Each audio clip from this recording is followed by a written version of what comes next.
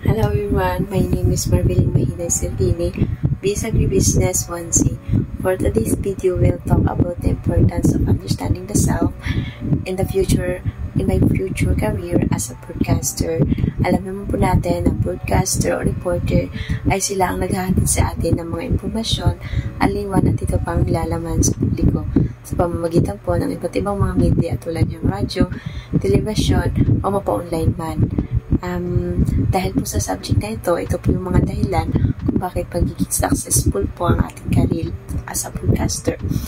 Una po, ang katapatan. Ang tunay na pag-unawa sa iyong mga halaga ay lakas at kahinaan ay nagbibigay daan para mapaikita ang iyong sarili. At dahil sa iyong katapatan, nagtatayo dito ng tiwala sa iyong madla. Malalaman din nila kung paano may pagbunayan sa iyo.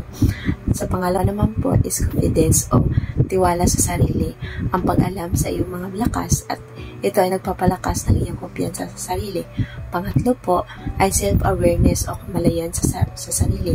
Nauunawaan ang iyong mga emosyon, ang mga motibasyon at nakakatulong ito sa iyo para mapamahalaan ang stress at gumanap ang epektibo sa mga sitwasyon.